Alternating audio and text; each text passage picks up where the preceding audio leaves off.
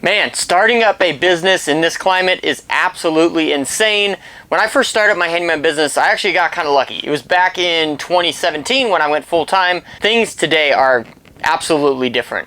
It's really crazy to think about if I had to start a business today, what would I do? Definitely going through the good years in business has definitely kind of shown me a lot and kind of made me kind of grateful for what it was like.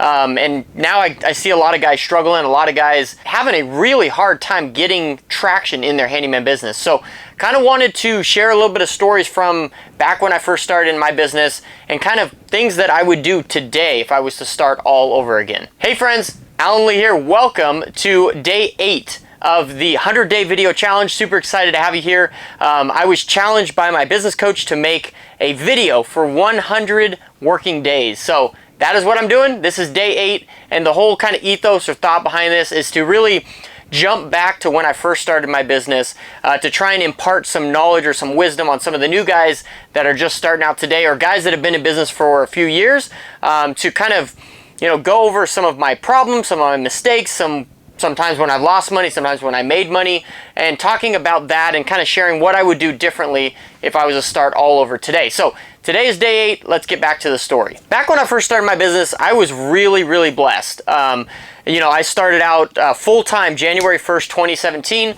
but the whole month of December of 2016, I decided to basically work as much as I possibly could. I was still in my in my full-time career as an automotive technician, but my wife and I decided basically if I'm going to do this thing full-time in January, I need to build up as much clientele as I possibly can. So I worked every night and every weekend in the month of December 2016 so that I could work up to kind of full-time, having a business full-time in January. One thing that I was really glad that I did is I invested right off the bat. So I invested in marketing right off the bat, $300 a month on Yelp, which seemed insane to me coming from, making money from an employer my whole life, to actually spending $300 a month, not really with any kind of guarantee that I'm going to be making money, but it actually worked out really well.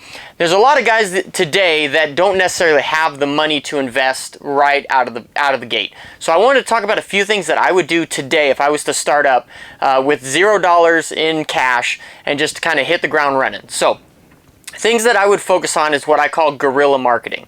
Okay, and this is basically boots on the ground, knocking on doors, hitting up people, seeing who needs work that you can help. Now this is definitely going to be kind of a strategy that it might take some time to get rolling, but I always recommend it. Say if you are doing this full time and you only have say 8 hours a week, that's actually handyman work, that you're actually out there swinging a hammer, you can only find enough work 8 hours a week, right? The rest of your 40 hours that week needs to be spent on the marketing of the business. You need to be out there hitting the pavement, getting as many clients as you possibly can, talking to as many people as you possibly can. So you need to talk to people like contractors, show up at where they're building homes, housing tracts. Talk to those contractors, see if they have, lists of people after they sell the house, they don't necessarily want to come back and do all those minor touch-up jobs. See if you can get that and help the contractor out with that. The mindset you really want to come at this with is, how can I help people, right? Not who can I get to hire me for my work, but who can I help? And how can I help them?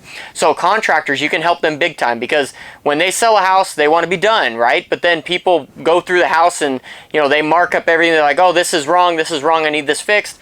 Contractors don't want to spend the time and pay the employee to go back out there and finish up that work. That's where a handyman can come into play. That's where a handyman can really, show his value to a contractor that is building a bunch of different homes. We can come through and knock out that punch list for them, probably a lot cheaper and a lot less headache than if they were to send their own guy out there to do that. So another kind of thinking along this line of who can I help in this business? Realtors are huge, right? Simply calling up, and this is one of the things that I'm going to start doing, now that I've kind of moved into the CEO position, is calling realtors around my area. And I'm going to target high-end realtors, not just realtors selling any and every house. I want to target realtors that are selling a specific type of house, $1 million, $2 million and above. Really people that want to create a mutually beneficial relationship with a handyman. So basically talking to them and just meeting with them, right? Being like, hey, can I take you out to lunch? And sit down with them at lunch or coffee and simply ask them, how can I better work with you? Like, what is it that you want out of a handyman that maybe I could change my systems and my processes so that I could better help you out with? That's one thing that I'm super stoked to get involved in. Also, there's a bunch of realtor groups, property manager groups that you can get involved in. That's the next topic, is reaching out to property managers as well. And again, in my experience, I've tried working with a bunch of realtors and a bunch of property managers, but I was being gobbled up by the kind of the more lower end ones, right? The ones that they just want to get in and get out and make their quick buck. Where that's not necessarily, the whole mission of our business. So I want to work with those people that it's more of a long-term relationship, that we can actually do work that we can stand behind, not just do work so that a house will sell, but do work that is good work, and that costs money, but we can stand behind that work. Those are the type of people that we want to partner with.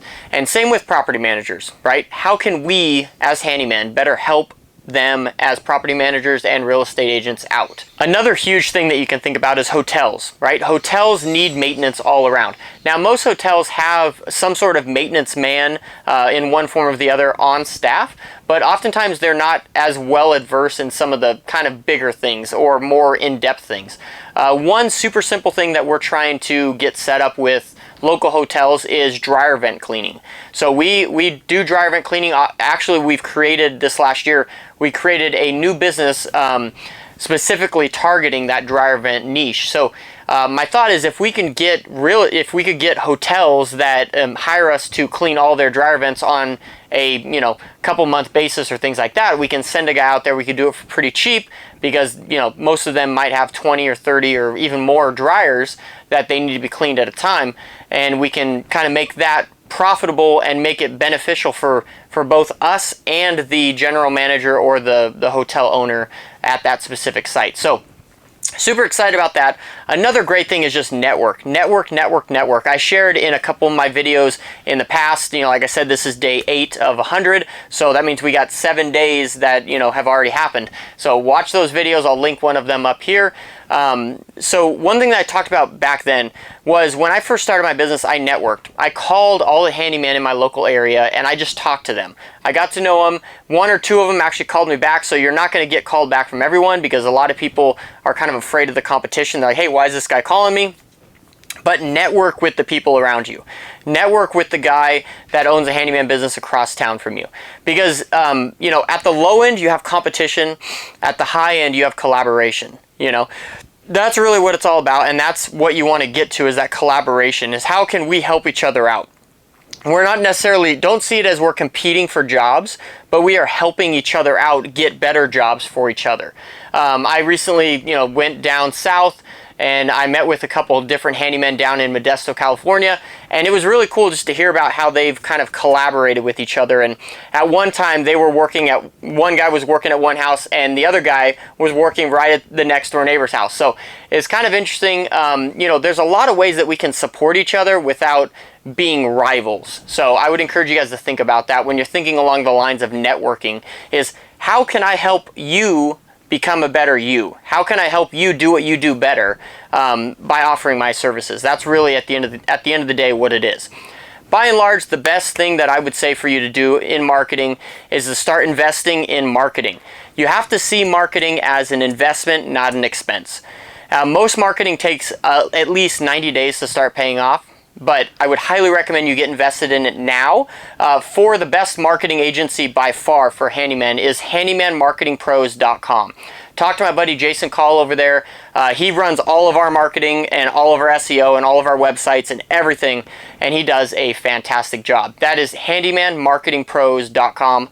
Would highly recommend him. Can't recommend him enough. He's the one that I attribute most of my success to as far as the handyman business goes, because he really just marketed the heck out of my business and got me a lot of work. So I would love to hear your thoughts on this video. Drop me a comment in the comment section below. The comments really help kind of boost the algorithm and get this video shown to other people, so it helps advance our mission. So I would really appreciate you dropping a comment. Also, like this video and subscribe to this channel. I would love to hear a little bit about your handyman journey. So again, drop me a comment in the comment section below, and we'll catch you on tomorrow, which will be day 9 of 100. Let's get it, guys.